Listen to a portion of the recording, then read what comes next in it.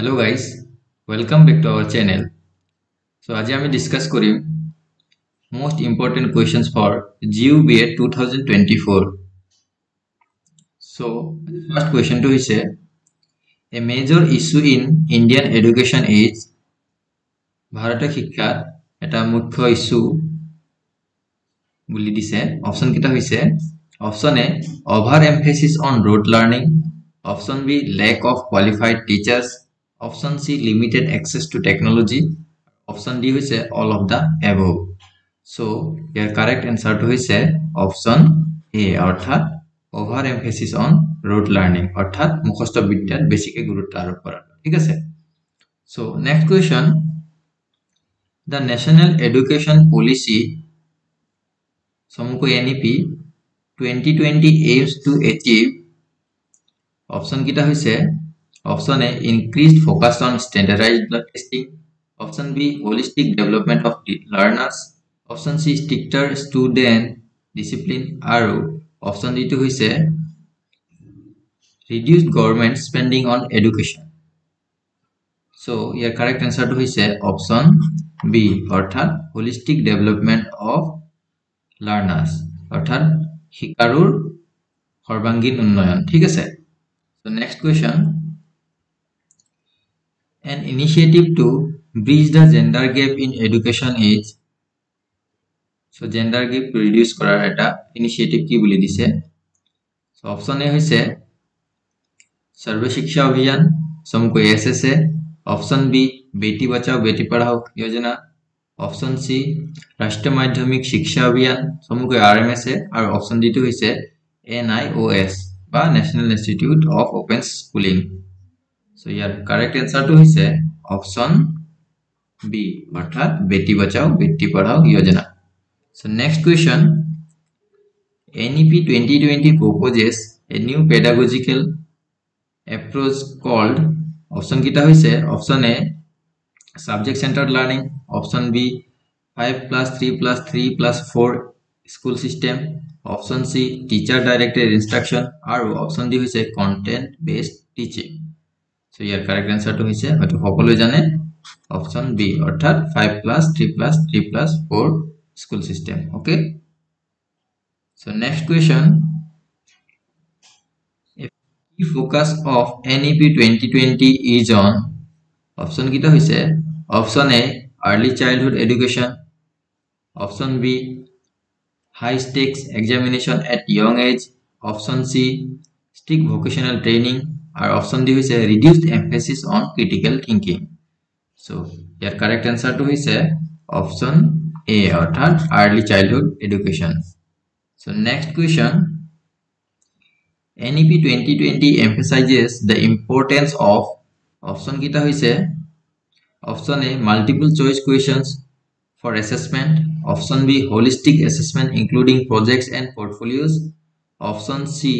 standardized national exams for all grades or option D to hoise teacher evaluations based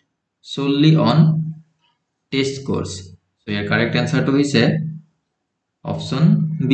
অর্থাৎ holistic assessment including projects and portfolios. Okay, so next question the Right to Education Act समको RT guarantees free and compulsory education for children up to the age of option kita hoise option A 12 years, option B 14 years, option C 16 years or option D to hoise 18 years. Your correct answer to hoise option B অর্থাৎ 6 এর পৰা 14 বছৰৰ শিশুৰ compulsory education, free and compulsory education. Okay, so next question a program aimed at achieving universal elementary education is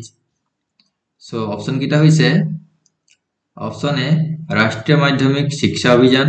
option B सर्व शिक्षा अभियान, option C national skill development mission और option D होइसे national program on nutritional support to primary education. So yeah universal elementary education etu achieve korar program to ki boli dise so ইয়াৰ হৈছে সৰ্ব শিক্ষা অভিযান অৰ্থাৎ সকলোকে শিক্ষা দিয়া ঠিক আছে ইউনিভাৰ্সাল যেতিয়া থাকিব যেনেকৈ ইউনিভাৰ্সাল এডাল্ট ফ্ৰেঞ্চাইজি মানে সকলোৰে ভোটৰ অধিকাৰ দিছিলে তেনেকে সকলোকে শিক্ষাৰ অধিকাৰ সৰ্ব শিক্ষা অভিযানে দিছে okay so next question A challenge in achieving universal elementary education is so option kita hoise option A lack of infrastructure in rural areas option B limited focus on vocational training option C high emphasis on rote memorization aru option D to hoise shortage of qualified teachers in specific subjects so your correct answer to hoise lack of infrastructure in rural areas ঠিক আছে rural area আন্তঃগাঁথনিৰ অভাৱ এটো দিছে আপোনালোক মনত ৰাখিব elementary এডুকেশনৰ ক্ষেত্ৰত ঠিক আছে সেকেন্ডাৰী হলে বেলেগ হ'ব ইয়াৰ যিটো চ্যালেঞ্জ ওকে সো এটো মনত ৰাখিব আপোনালোকে কোৱেশ্চনৰ এলিমেন্টাৰী যদি দেখে তেন্তে হ'ব lack of infrastructure in rural areas okay next question the primary objective of sarva shiksha abhiyan is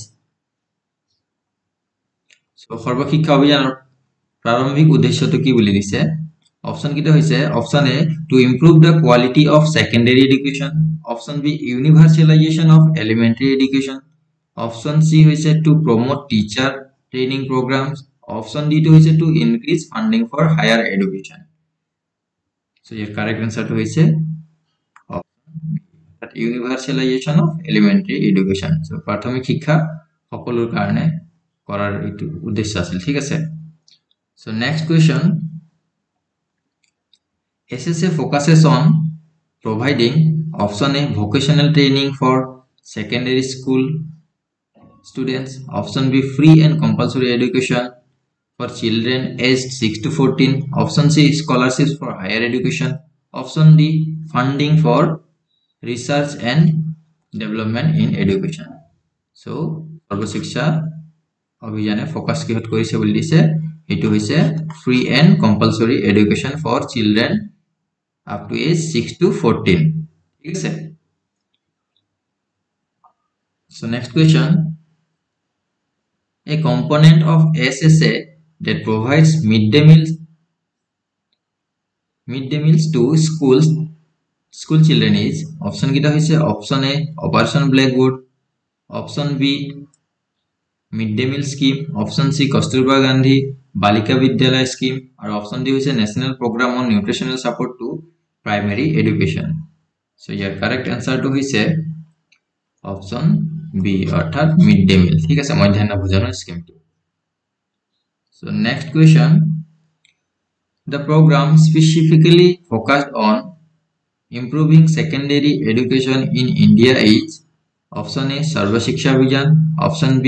राष्ट्रीय Madhyamik Shiksha Abhiyan option C National Institute of Open Schooling और ऑप्शन डी होइसे नेशनल स्किल डेवलपमेंट मिशन समको NSDM so यात की दिसे secondary education so secondary education हले हबो आपनार ऑप्शन बी अर्थात राष्ट्रीय माध्यमिक शिक्षा अभियान और प्राइमरी एजुकेशन जदि হয় তেন্তে হবো সর্ব শিক্ষা অভিযান ওকে সো NIS হইছে ओपन स्किलिंगर क्षेत्रत बा डिस्टेंस लार्निंग হয় আৰু যিখিনি কাৰিকৰী শিক্ষা বা স্কিল ডেভেলপমেন্টৰ যিখিনি কোৰ্স আছে এইখিনি NSDM ৰ আন্ডাৰত হয় okay so next question a goal of RMSA is so RMSA এটা গোল কি বুলি দিছে লক্ষ্য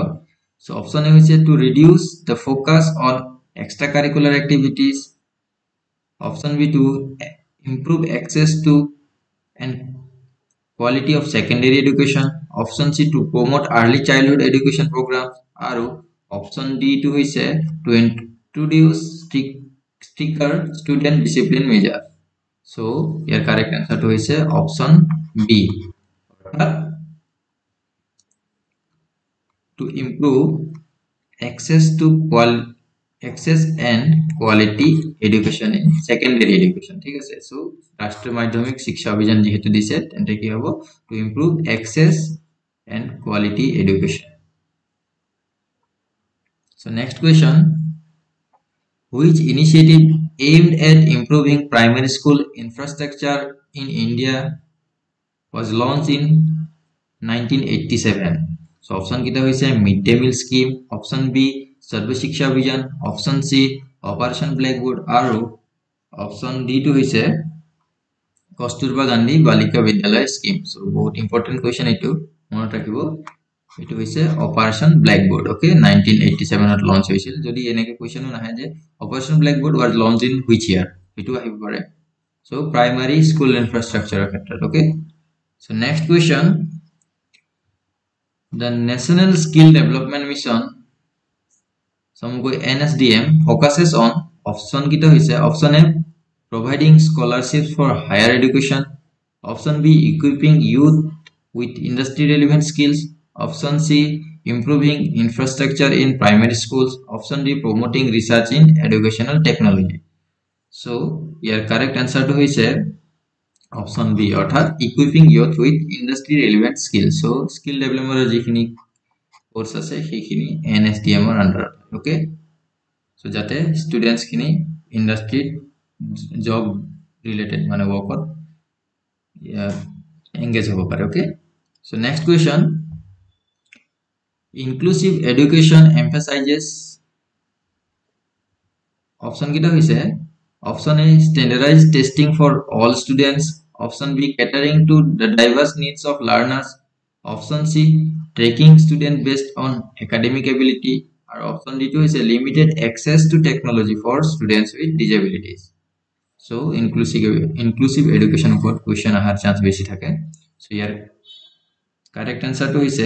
option B orthat catering to the diverse needs of the learners ঠিক আছে so next question the importance of well trained teachers is highlighted in initiatives like option kita hoise national program on nutritional support to primary education option B operation blackboard option C midday meal scheme or option D to hoise all of the above so your correct answer to hoise option D orthat all of the above ঠিক আছে so next question the increasing use of technology in education is referred to as option kita hoise inclusive education option B digital learning option C competency based learning aro option D to hoise experimental learning so your correct answer to hoise option B orthat digital learning ঠিক আছে so next question an example of an institution offering open and distance learning in India is option kita hoise Indian Institute of Technology IITs option B N National Institute of Open Schooling option C Indian Institute of Management IIMs or option D is Central Universities so your correct answer to is option B National Institute of Open Schooling সমকই NIOS বা এটো যদি না থাকে তেন্তে যদি Indira Gandhi ignore Jintu থাকে Indira Gandhi national open university হেতু যদি থাকে তেন্তে হেতু কারেক্ট হ'ব ঠিক আছে ইয়াৰ জায়গা যদি হেতু নহয়